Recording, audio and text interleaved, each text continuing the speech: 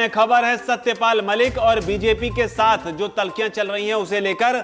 सत्यपाल मलिक ने जो भी हाल फिलहाल के दिनों में बयान दिए पुलवामा को लेकर, जिनकी वजह से विवाद खड़ा हुआ, लेकिन अब इन विवादित बयानों पर देश के गृह मंत्री अमित शाह ने पलटवार किया है। पहली बार किसी बड़े नेता ने बीजेपी के, खास तौर पर जो देश में एक गृह मंत्रालय है उसके मंत्री हैं, गृह मंत्री हैं, उन्होंने इस पर पलटवार करते हुए बड़ी बात कही है। क्या है पूरी खबर आपको बताते हैं।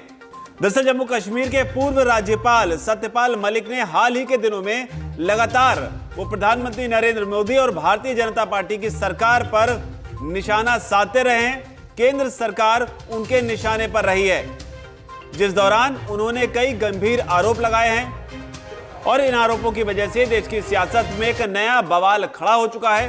हालांकि अब गृह मंत्री अमित शाह ने पूर्व गवर्नर पर ही सवाल उठा दिए हैं।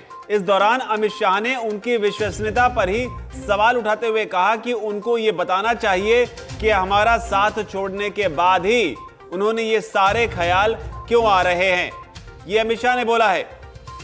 एक इंटरव्यू दौरान अमित शाह ने उल्टा पूछा कि आखिर लोगों को अंतरात्मा की आवाज तब क्यों नहीं सुनाई देती जब वे सत्ता में होते हैं।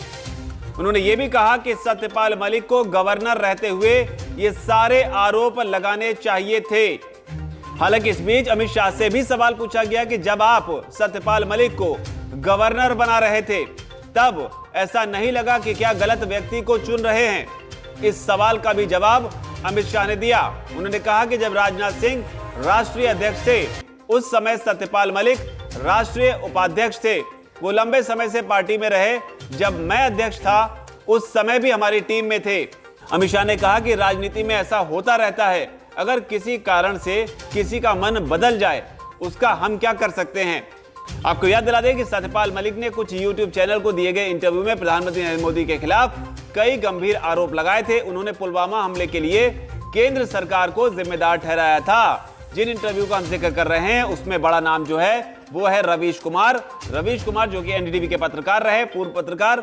उन्हें दिए गए इंटरव्यू में उन्होंने केंद्र सरकार पर आरोप लगाते हुए कहा था कि पुलवामा हमला जब हुआ था तब जवानों ने प्लेन मांगा था, लेकिन प्लेन नहीं दिया गया, जिस वजह से जवानों को बाय रोड जाना पड़ा। इस दौरान बीच में सुरक्षा के जो इंतजाम किए जाने चाहिए थे वो इंतजाम नहीं किए गए और तब वो जम्मू कश्मीर के गवर्नर हुआ करते थे। इसके अलावा उन्होंने करण थापर को भी इंटरव्यू दिया, जिसकी वजह से ये पूरा बवाल जो है वो खड़ा हुआ। लेकिन अब गृह मंत्री अमित शाह ने इसका जवाब दिया है।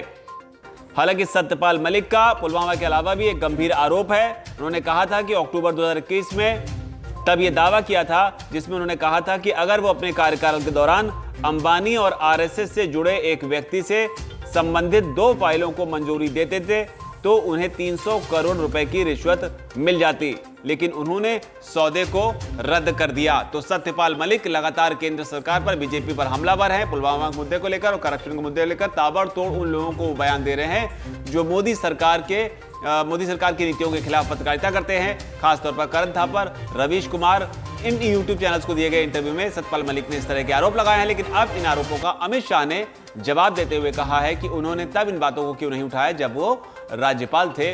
इस पर आपकी क्या राय है? अमित शाह के जवाब को आप कैसे देखते हैं? और इस पूरे एपिसोड को, सत्यपाल मलिक का जो आरोप लगा, उस पूरे एपिसोड को आप किस तरीके से, आपकी जो राय है नीचे कमेंट सेक्शन में जरूर लिखें। धन्यवाद।